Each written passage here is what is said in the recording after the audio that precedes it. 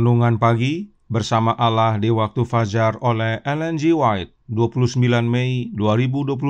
Mari kita berdoa.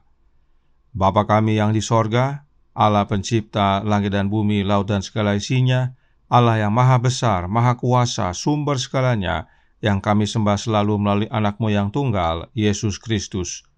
Terpujilah Yesus, anak Allah yang maha tinggi, yang adalah anak domba yang menghapus dosa dunia ini. Pada pagi hari ini kami bersyukur boleh bangun dan berbakti, dan sebagaimana membaca dan mendengarkan nasihat firman-Mu, kiranya ini menjadi pembaharuan bagi masing-masing kami. Beserta kami sepanjang perbaktian ini, kehendak-Mu yang jadi, ampun kami akan dosa dan salah, karena kami berdoa hanya dalam nama anak Allah yang tunggal, Yesus Kristus, yang adalah Tuhan dan Juru Selamat kami. Amin. Renungan hari ini akan dibacakan oleh Ibu Grace Silitonga. Kepada Ibu Grace, kami persilahkan. Selamat pagi. Renungan pagi kita hari ini berjudul Dia yang Ditinggikan Allah. Ayatnya terdapat dalam Kisah Para Rasul 5 ayat 31. Dialah yang telah ditinggikan oleh Allah sendiri dengan tangan kanannya, menjadi pemimpin dan juru selamat, supaya Israel dapat bertobat dan menerima pengampunan dosa. Bagaimanakah agar seorang manusia dapat benar di hadapan Allah? Bagaimanakah orang berdosa itu dapat dibenarkan? Hanya melalui Kristuslah kita dapat rukun dengan Allah dengan kesucian. Tetapi bagaimanakah kita datang kepada Kristus? Di dalam pertobatan, termasuk penyesalan akan dosa dan berpaling darinya. Kita tidak akan meninggalkan dosa kecuali kita melihat betapa jahatnya dosa-dosa itu. Sebelum kita mengenyahkannya dari dalam hati kita, tidak akan ada perubahan yang sesungguhnya di dalam kehidupan. Banyak orang yang gagal memahami apa sesungguhnya pertobatan itu.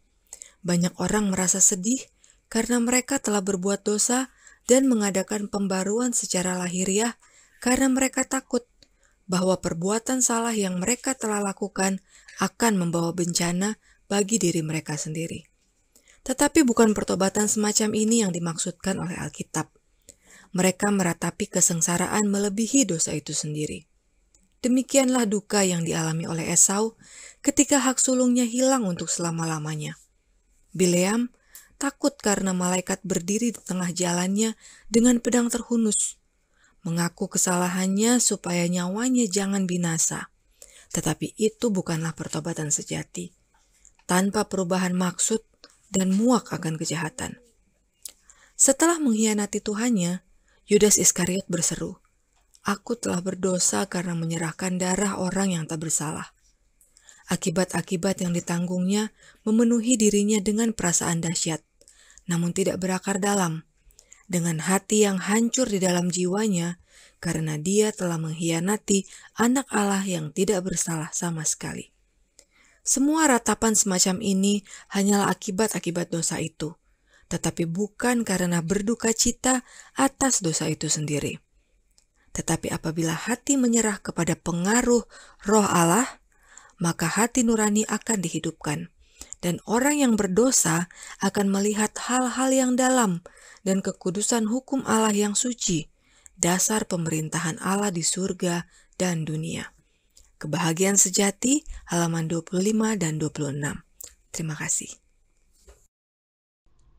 Terima kasih atas penata layanan Ibu Grace. Tuhan Yesus memberkati. Selamat pagi saudaraku dalam Tuhan. Siapakah dia yang ditinggikan oleh Allah? Ayat inti renungan hari ini diambil dari Kisah 5 ayat 31. Mari kita baca ayat 30 untuk melihat jawabnya. Kisah 5 ayat 30 berkata, Allah nenek moyang kita telah membangkitkan Yesus yang kamu gantungkan pada kayu salib dan kamu bunuh. Dia yang ditinggikan Allah adalah Yesus Kristus. Dan tentang hal ini, Roh Nubuat berkata dalam Kerinduan Segala Zaman, buku pertama, halaman 176, paragraf 4. Dikatakan di sana, Alkitab berkata tentang Kristus, ditinggikan oleh Allah sendiri dengan tangan kanannya, menjadi pemimpin dan juru selamat, supaya Israel dapat bertobat dan menerima pengampunan dosa. Kisah 5 ayat 31. Pertobatan datang dari Kristus sama seperti keampunan datang daripadanya. Allah Bapa meninggikan anaknya agar menjadi pemimpin dan juru selamat kita.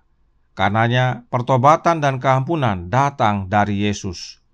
Nah, tentang pertobatan Roh Nubuat berkata dalam God's Amazing Grace halaman 138 paragraf 2. Pertobatan adalah salah satu buah pertama dari kasih karunia yang menyelamatkan. Guru kita yang agung dalam pelajarannya kepada manusia yang berdosa dan jatuh menyajikan kuasa kasih karunia-Nya yang memberi hidup, menyatakan bahwa melalui kasih karunia ini pria dan wanita dapat menjalani kehidupan baru, kekudusan, dan kemurnian. Masih ingat pekabaran tanggal 27 Mei yang baru lalu, di mana dikatakan oleh Titus 2 ayat 11 bahwa kasih karunia Allah yang menyelamatkan telah nyata? Dan berdasarkan penjelasan Alkitab serta Roh Nubuat bahwa kasih karunia Allah yang menyelamatkan itu adalah Yesus Kristus.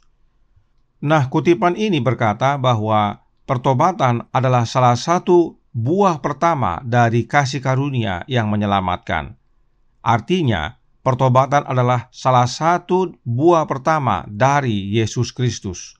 Sebab Yesuslah kasih karunia Allah yang menyelamatkan. Itu sebabnya Roh Nubuat tadi menyatakan bahwa pertobatan datang dari Yesus. Nah, apakah pertobatan itu? Renungan hari ini menjawab dalam Bersama Allah di Waktu Fajar halaman 168 paragraf 1. Di dalam pertobatan termasuk penyesalan akan dosa dan berpaling darinya. Banyak orang yang merasa bertobat karena mereka takut akibat hukuman atau bencana yang diakibatkan oleh kesalahan mereka. Ini bukan pertobatan, sebab jika hukuman dihilangkan atau tidak ada, maka mereka akan berbuat lagi. Pertobatan yang benar adalah menyesal akan dosa dan tinggalkan, sebab kita lihat betapa jahatnya dosa tersebut. Contoh yang Roh Nubuat gunakan adalah pertobatan Daud. Dikatakan dalam Kebahagiaan Sejati halaman 20 paragraf 1. Doa Daud setelah kejatuhannya menggambarkan keadaan duka sejati atas dosa itu. Pertobatan yang jujur dan dengan hati tulus dan dalam. Padanya tidak ada usaha meringankan kesalahannya. Tiada keinginan melarikan diri dari penghukuman yang mengancam, membuat dia tekun dalam doa. Daud melihat betapa besarnya pelanggaran yang diperbuatnya. Diketahuinya jiwanya yang kotor, ia benci terhadap dosanya. Bukan saja keampunan yang dimintanya, tetapi juga hati yang sejati. Inilah pertobatan Daud dan inilah pertobatan yang benar. Nah, sekarang pertanyaannya adalah bagaimana untuk dapat memiliki pertobatan yang seperti Daud ini? Dalam paragraf selanjutnya Roh Nubuat menyatakan, Kebahagiaan Sejati halaman 21 paragraf 2 berbunyi, satu pertobatan semacam ini di luar kemampuan kita untuk melengkapkannya. Pertobatan ini dapat diperoleh hanyalah dari Kristus yang telah terangkat ke atas dan telah memberikan segala karunia kepada manusia. Artinya, pertobatan kita dapat peroleh hanya dari Kristus. Itulah yang Roh Nubuat telah nyatakan, dan itulah sebabnya renungan hari ini berkata dalam Bersama Allah di Waktu Fajar halaman 168 paragraf pertama. Bagaimanakah agar seorang manusia dapat benar di hadapan Allah? Bagaimanakah orang berdosa itu dapat dibenarkan? Hanya melalui Kristuslah kita dapat rukun dengan Allah dengan kesucian. Inilah maknanya Yesus ditinggikan oleh Allah, yaitu ditinggikan di kayu salib. Sebab oleh kematian Yesus di kayu salib kita diperdamaikan dengan Allah. Kita dapat rukun dengan Allah. Dan tidak hanya itu, Kebahagiaan Sejati halaman 22 paragraf 2 menjelaskan, Yesus berkata, "Dan aku, apabila aku ditinggikan dari bumi, aku akan menarik semua orang datang kepadaku." Yohanes 12 ayat 32.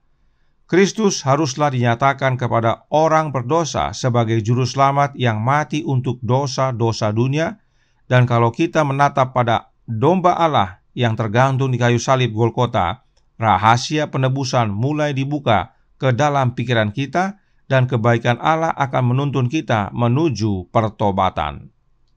Kiranya ini menjadi pembaharuan bagi kita semua. Pertobatan itu bukan berasal dari diri kita. Pertobatan berasal dari Yesus.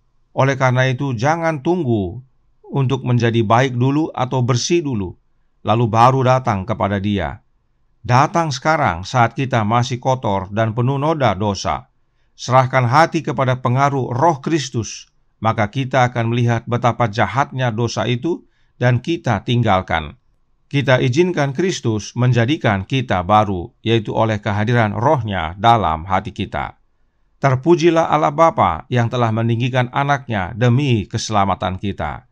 Tuhan memberkati, saya bawa dalam nama Yesus. Amin. Mari kita berdoa. Bapa kami yang di sorga, Allah pencipta langit dan bumi, laut dan segala isinya, Allah yang maha besar, maha kuasa, sumber segalanya, yang kami sembah selalu melalui anak-Mu yang tunggal, Yesus Kristus. Terima kasih atas pekabaran yang menguatkan pada pagi hari ini, di mana Allah Bapa meninggikan anaknya agar menjadi pemimpin dan juru selamat kami, supaya kami dapat bertobat dan menerima pengampunan dosa, yaitu oleh kematiannya di kayu salib. Kiranya ini menjadi sukacita dan pembaharuan bagi masing-masing kami, bahwa kami tidak perlu bersih dulu atau bertobat dulu untuk datang kembali, tetapi sebagaimana kami ada, kami datang kepada Yesus, maka Dia akan memberikan kepada kami pertobatan dan pengampunan, dan kami boleh dapati baru di dalam Dia.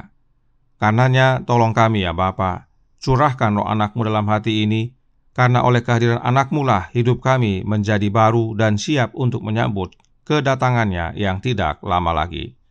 Beserta kami sepanjang hari ini kehendak-Mu yang jadi, ampun kami akan dosa dan salah, karena kami berdoa hanya dalam nama anak Allah yang tunggal, Yesus Kristus, yang adalah Tuhan dan Juru Selamat kami. Amin.